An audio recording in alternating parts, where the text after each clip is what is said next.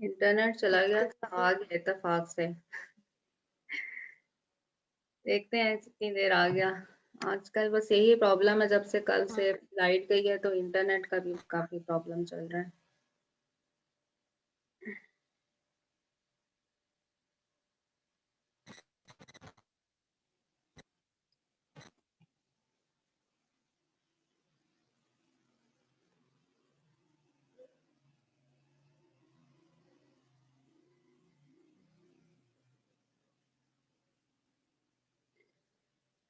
अच्छा जी, हम यहाँ पर पहुंचे थे कि हमारे पास ए के साथ जो कांस्टेंट लिखा हुआ है वो भी 1 है, ठीक है। और जो बी के साथ कांस्टेंट है, पहली टर्म का कांस्टेंट और लास्ट टर्म का कांस्टेंट, ये दोनों क्या होने चाहिए? सेम होने चाहिए, 1 होने चाहिए, ठीक है।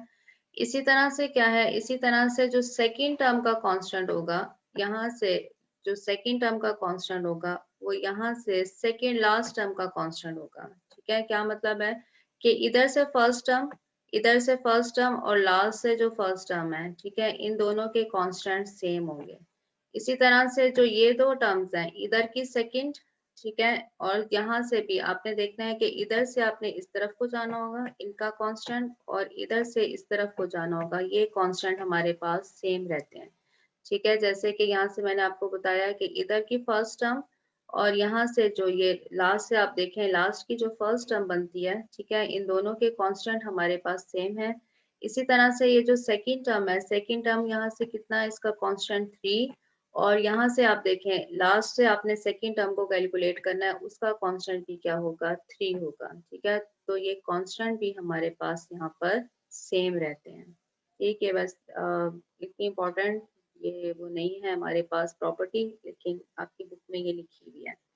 अच्छा जी, अगर हमारे पास पावर n हो जाती है, इस वक्त जैसे हमारे पास पावर कितनी है? 3, तो हमने यहाँ पर लिख लिया कि 3c0 लिख लिया, फिर यहाँ पर 3c1 लिख लिया, फिर 3c2 लिख लिया, फिर 3c3 लिख लिया। अब अगर हमारे पास पावर n हो जाती है, कोई भी पावर है n, इसको अब हमने कैसे लिखना होगा? यहाँ पर अब आपको लिखना आ गया होगा कि a प्लस बी की पावर हमने n लेनी है, तो हम क्या लिखेंगे? nc0 लिखेंगे, a की पावर n लिखेंगे, ठीक है। पहली पहली जो हमारे पास टर्म है उसकी पावर कितनी होगी? n होगी। फिर क्या लिखेंगे? nc1 लिखेंगे। a की पावर को एक नंबर कम करना है, a की पावर को हमने एक नंबर कम करना है, एक नंबर कम करेंगे। यहाँ पर पावर कितनी थी? n, तो इससे एक नंबर कम किया तो पावर कितनी होगी? n-1, ठीक है। एक नंबर हमने कम कर दिया, और b को अब हमने शामिल कर लिया। पहली टर्म में b मौजूद नहीं था, लेकिन अब अगली टर्म में b आ जाएगा, ठीक है। फिर क्या लिखेंगे? nc2 लिखा। a की पावर एक और नंबर कम कर दी, a की पावर यहाँ पर n-1 थी, यहाँ पर अब कितनी हो जाएगी? n में से n-2 कर देंगे, ठीक है। और b की पावर कितनी होगी? b की पावर यहाँ पर 1 थी, अब b की पावर एक नंबर हम बढ़ा देंगे, b की पावर कितनी हो जाएगी? 2, प्लस ऑन। हमने कहाँ तक जाना है? NCN, और लास्ट टर्म में हमारे पास क्या आएगा? b की पावर n आ जाएगा, ठीक है। तो ये हमारे पास क्या कहलाता है? Binomial theorem. यहाँ पर आप ये बात नोट कर लें कि जब हमारे पास पावर n है, तो फिर हमारे पास क्या होता है? a की पावर देखें किस तरह से हम लिख रहे हैं। a की पावर हम लिख रहे हैं कि जो यहाँ पर हम कांस्टेंट लिख रहे हैं nc1, तो a की पावर भी यही है n-1। ऊपर वाली टर्म में से इस 1 को माइनस कर दें, n-1, और b की पावर वही नंबर है जो यहाँ पर 1 है, ठीक है। जैसे ये n2 है, nc2 कॉम्बिनेशन है, nc2, तो a की पावर कितनी होगी? इस दोनों टर्म्स का डिफरेंस n-2, और b की पावर कितनी होगी? b की पावर यहाँ से सिर्फ 2 होगी, ठीक है।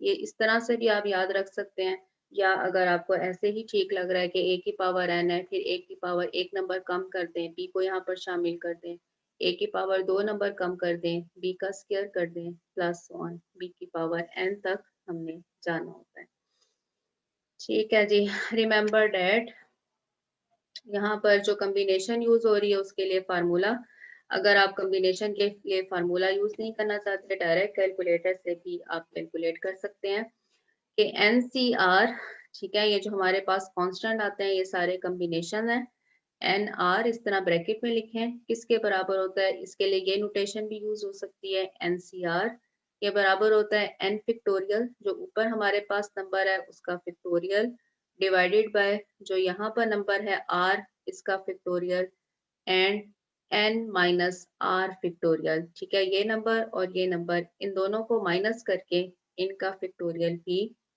हमने लिखना है।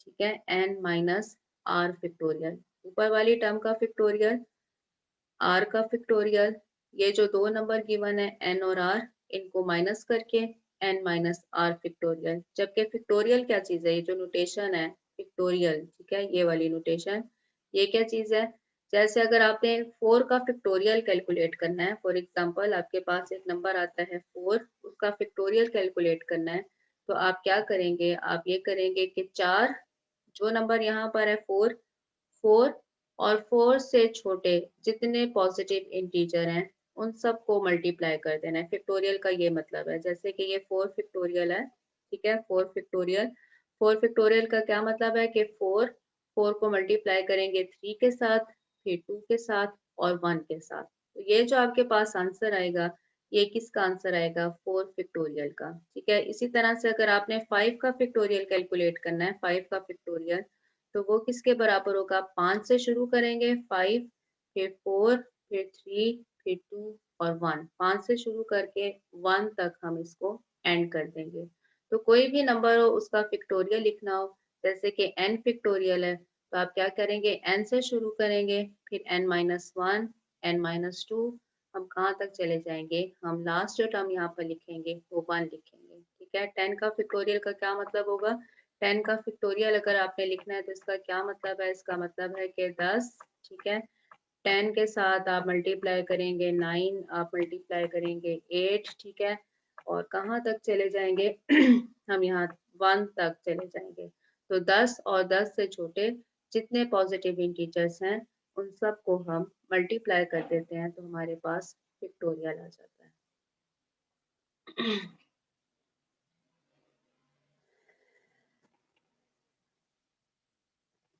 नेक्स्ट है, यहाँ से आपका टॉपिक शुरू हो रहा है, binomial theorem. If a and b are any real numbers and n is a natural number, then a plus b power n, हमने यहाँ पर ऊपर पढ़ लिया है कि nc0 a की पावर n होगी, प्लस nc1 a की पावर एक नंबर कम कर देना है, b की पावर 1 आ जाएगा, प्लस nc2 a की power n minus two b का स्क्वायर, प्लस ऑन हमने कहाँ तक चला जाना है, ncn b की पावर n तक। अगर ये a की पावर 0 लिखा हुआ है तो इसका मतलब है कि ये 1 के इक्वल है, आप चाहें तो लिख सकते हैं, अगर ना चाहें तो बेशक इसको ना लिखें। In every term, the sum of the exponents of a and b is n। ये बात मैंने आपको बता दी कि हर टर्म में आप देखें कि ये जो a और b के एक्सपोनेंट को अगर आप जमा करते हैं, उनका सम फाइंड करते हैं, तो वो किसके बराबर होगा, वो n के बराबर होगा। ठीक है, जैसे कि यहाँ पर देखें a की पावर कितनी है, n माइनस वन, ठीक है, n माइनस वन, और b की पावर कितनी है, b की पावर कितनी है, 1। इन दोनों को अगर हम जमा करें तो हमारे पास आंसर कितना आ रहा है, n आंसर आ रहा है, -1 + 1 से कैंसिल होकर आंसर कितना आ रहा है, n। इसी तरह से अगर यहाँ पर हमारे पास n-2 है, a की पावर n-2 है और b की पावर कितनी है, 2, हम इसकी पावर्स को जमा करते हैं तो हमारे पास आंसर कितना आता है, n। तो पहली कंडीशन यही लिखी हुई है, in every term the sum of the exponents of a and b is n। Exponent का मतलब क्या है कि जो हमारे पास a और b की पावर्स हैं। नेक्स्ट क्या है, the binomial coefficients of the terms equidistance from beginning and end of the exponential are the same. यही वही बात है कि जैसे मैंने आपको बताया कि फर्स्ट टर्म का कांस्टेंट और लास्ट टर्म का कांस्टेंट क्या होता है, सेम होता है। एक चीज को कैसे लिखते हैं, the binomial coefficients of the terms equidistance. Equidistance का क्या मतलब है कि यहाँ से आपने फर्स्ट टर्म देखी, इसका कांस्टेंट और जो लास्ट टर्म होगी इसका कांस्टेंट सेम होगा।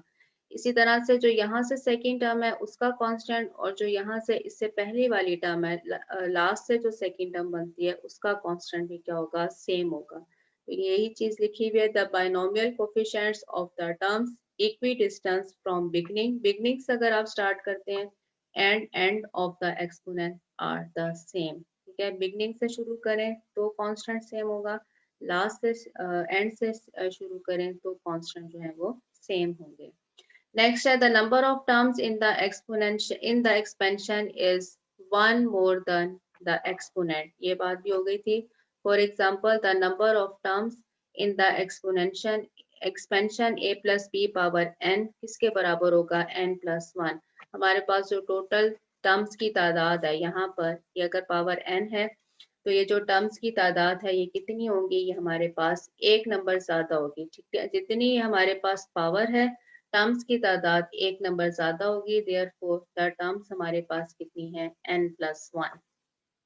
नेक्स्ट है इफ n इज इवन, अगर n हमारे पास एक इवन नंबर है, जैसे कि 10 हो सकता है, 12 है, 12 है, 14 है, 8 है, अगर n हमारे पास इवन नंबर है तो आप देखें कि टर्म्स की तादाद कितनी होगी, ऑड। ठीक है, n इवन है, टर्म्स की तादाद कितनी होगी, n प्लस वन, और n प्लस वन इस वक्त क्या होगा, n इवन है तो n प्लस वन क्या होगा, ऑड होगा। ठीक है, तो जो दरमियान वाली टर्म है, दरमियान वाली टर्म कौन सी होगी, n plus two divided by to term is the middle term. ये चीज आपने याद रखनी है कि हमारे पास जो एक्सपेंशन है, ठीक है, उसमें हमारे पास मिडल टर्म कौन सी होगी, अगर तो n इवन है तो हमारे पास मिडल टर्म होगी n plus two divided by to term. जैसे कि फॉर एग्जांपल मैं आपसे कहती हूँ कि n हमें गिवन है, एक गिवन नंबर है 12 है। ठीक है, हमने क्या करना है, मिडल टर्म कैलकुलेट करनी है, दरमियान वाली टर्म, तो वो कौन सी होगी, n plus two, n plus two और डिवाइडेड बाय टू।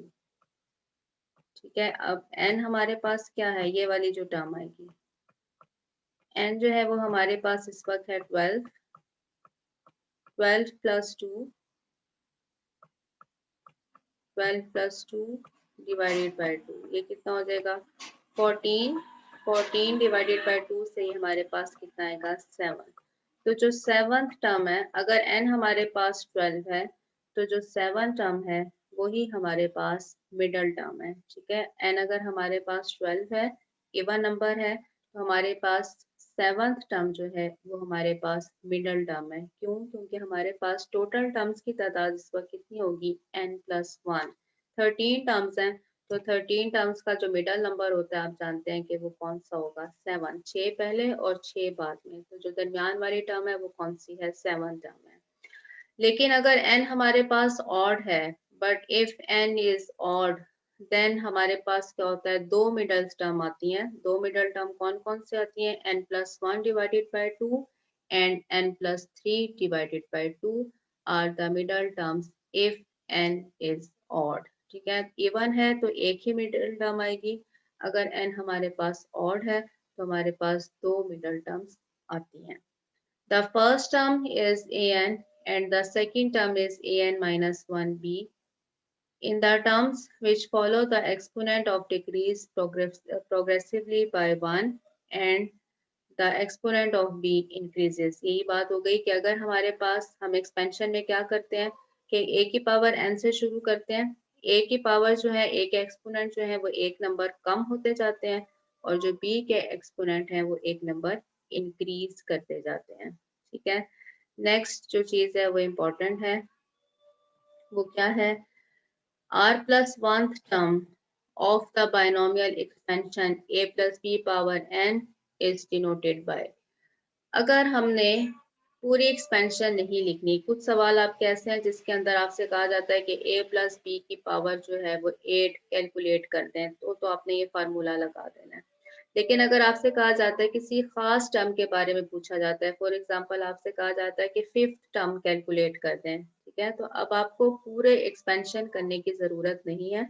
आप क्या कर सकते हैं, इसमें से फिफ्थ टर्म को कैलकुलेट कर सकते हैं। कैसे कैलकुलेट करेंगे, उसका प्रोसेस है ये। ठीक है, इसके लिए हम क्या लिखते हैं, एक जर्नल टर्म लिखते हैं, जिसको आप बेशक जर्नल टर्म का नाम दे दें, या हमारे पास ये r प्लस वन टर्म है। ठीक है, कोई सी भी r प्लस वन टर्म किसके बराबर है, हम इसे t के साथ, टर्म के लिए हम इसके लिए t की नोटेशन यूज कर रहे हैं, टर्म t। ठीक है, r प्लस वन, NCR। ठीक है, NCR ए की पावर क्या होगा, इन दोनों नंबर का डिफरेंस n माइनस आर, और बी की पावर में हम यही वाला नंबर क्या लिखेंगे, r लिखेंगे। अगर पूरी एक्सपेंशन में से हमें सिर्फ एक टर्म कैलकुलेट करनी है, ठीक है, वो कोई 5th टर्म है या 6th टर्म है, तो हम क्या करेंगे, हम उसके लिए सिर्फ ये फार्मूला लगाएंगे। हम लिखेंगे कि टी आर प्लस वन, यहाँ पर इस बात को नोट करें कि ये r प्लस वन है, लेकिन यहाँ पर एन सी आर है, ए की पावर n माइनस आर है, और b की पावर r है। ये इसी वजह से है, r प्लस वन का यही मतलब है कि जो हमारे पास टर्म होती है, ठीक है, वो हमारे पास टोटल नंबर ऑफ टर्म्स क्या होती हैं, एक नंबर ज्यादा होती हैं, ठीक है। एन अगर n हमारे पास पावर है तो टोटल नंबर ऑफ टर्म्स जो हैं वो एक नंबर ज्यादा होती हैं, n प्लस वन होती हैं। तो इधर भी इसी कॉन्सेप्ट को हम लेकर चल रहे हैं कि ये जो टी आर प्लस वन हमारे पास आएगी, जो ये जो टर्म आएगी उसमें यहाँ पर आर आएगा, और यहाँ पर भी हमारे पास b की पावर में भी आर आएगा। T r plus one n c r, a की पावर n माइनस आर, और b की पावर r। ठीक है, ये इसकी सारी प्रॉपर्टीज थी। नेक्स्ट अभी ये फार्मूला ऑल्टरनेटिव फार्मूला है, ये अभी हम नहीं कर रहे। एग्जाम्पल देखते हैं या सवाल देख लेते हैं।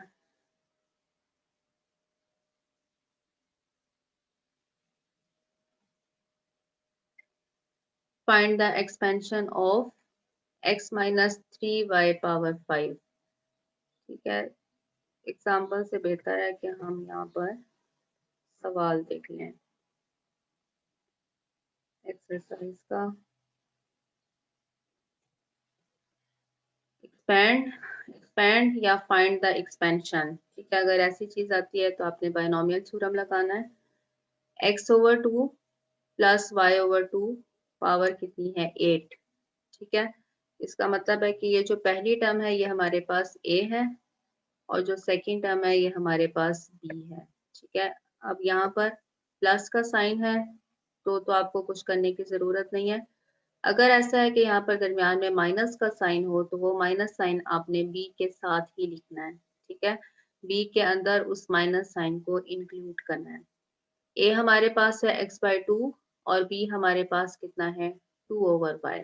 ठीक हो गया, पावर कितनी है 8, n की वैल्यू कितनी है, ये n है, इस वक्त हमारे पास n की वैल्यू कितनी है 8। ठीक है, हमने क्या करना है, इसको एक्सपेंड करना है।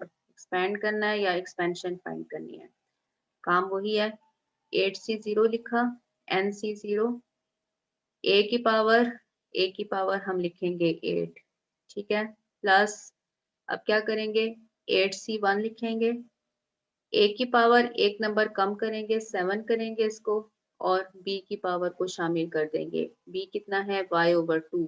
ठीक है, इस वक्त इसकी पावर 1 है। 1 अगर आप नहीं भी लिखना चाहते, किसी टर्म के ऊपर कोई पावर ना लगी हो तो उसका मतलब होता है कि पावर कितनी है 1।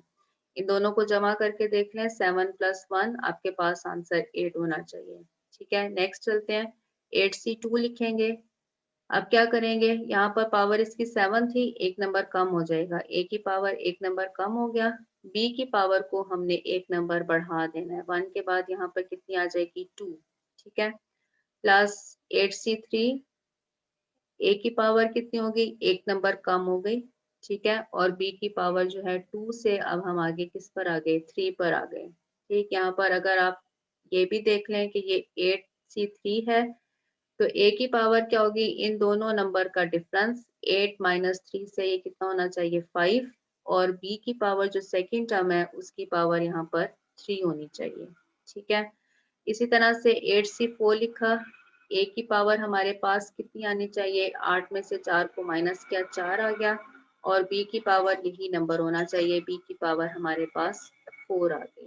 प्लस नेक्स्ट चलते हैं 8c5, 8c5 पर हम पहुंचे, a की पावर क्या हुआ, इन दोनों का डिफरेंस 3 आ गया।